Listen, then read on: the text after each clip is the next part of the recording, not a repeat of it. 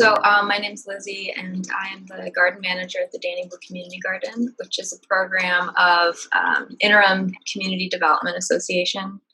And we are a community resource allotment style garden for seniors in the neighborhood, and we've been managed by Interim since 1975. And Interim is a social service organization in the Chinatown International District that primarily focuses on affordable housing development, homelessness prevention, domestic violence prevention, youth empowerment, and other social services. Allegra is the volunteer coordinator for the garden, and also does a lot of other things in the garden as well, and is with us this year through the Jesuit Volunteer Corps, which is a type of AmeriCorps position. Great. So how are you doing personally with everything that's going on with COVID-19? It's all right. We're just moving along. We have a lot of emergency response, so all of our programs have shifted to focus on emergency response in the neighborhood, and we're just trying to, do as much as we can for folks who are struggling right now. So have you put a temporary pause on some of your other programming? What services are you currently offering? Interim as a whole, or the garden? The garden in particular. So our programs that we're putting on hold, we're not doing any educational programming, and we're not, obviously gathering in groups.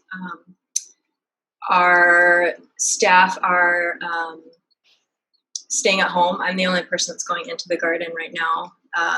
We are considered an essential business because we work with vulnerable populations, and gardening is technically still allowed with the stay home, stay healthy order. So I just go in a couple times a week to make sure everything's kind of moving along. But we are not coordinating with any sort of organized volunteer groups anymore. We're putting those on pause, and we are putting all of our children's programming on pause. So in order to adapt, we have got about 50 individuals in the neighborhood who want to help. So we have volunteers on reserve for when we feel comfortable getting volunteers back outside. And what we're asking people to do right now is, if you live in the neighborhood, go for a walk through the garden. If you have the ability to pick up trash, pick up trash. And if you have seeds and a windowsill and potting soil at your house, please start growing vegetables inside. And we are going to try and maximize food production in the garden so that we can donate to the ACRS Food Bank more than we have in the past. That's great. Were there any particular vegetables you're hoping folks will focus on growing? I think it can be anything. I asked ACRS if there was anything that their clients specifically enjoy, but I didn't get any kind of response. So ACRS is the only food bank that provides culturally appropriate food, Asian food for folks. So obviously I think Asian vegetables are great, but if you don't have those seeds, I think anything would be good. Anything that's easy to grow inside. Yeah. Okay, that's great to know.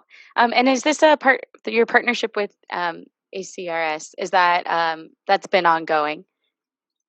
Yeah, we donate our fruit from our orchard to them, but I think because there's been a new sort of food security. There's food security anxiety right now, and so to anticipate, uncertain futures, we're just planning to, instead of growing things in the garden and the children's garden for educational purposes, we're more have kind of a different focus. Like, okay, we'll just grow to donate the food. And this was inspired by other gardens like the Black Farmers Collective and Yes Farm and Nurturing Roots have been doing this. And so I just thought it would be great to sort of join forces with them.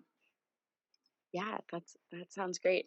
Is there anything that you would like to say um, about what you would like people to know about your organization during this time?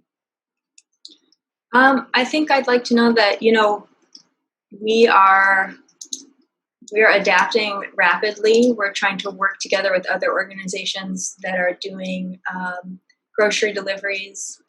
We are, we're shifting our programming to focus on people who need supplies that can't go outside, people who have lost their jobs and don't have any, uh, resources. And so we're trying to help those families and those individuals right now.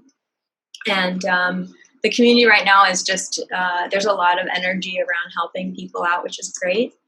And I think there's also a lot of people are scared because, we have a lot of small businesses in the neighborhood that had to shut down, and they were already in tenuous circumstances because of gentrification.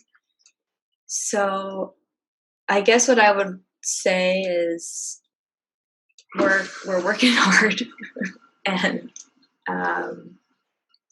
hopefully we'll be able to get volunteers again. We don't have the ability to accept volunteers at this moment, but I'm hopeful that things will get a little bit better and we can get people outside again.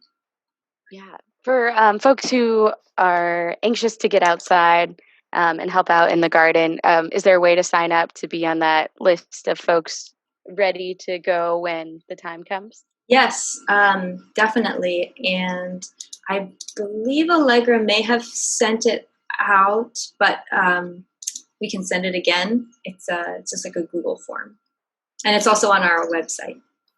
Okay, great. My last question is if you have any message of hope for people who are tuned into this. I think we've been just overwhelmed with how many people want to help out right now, which is great.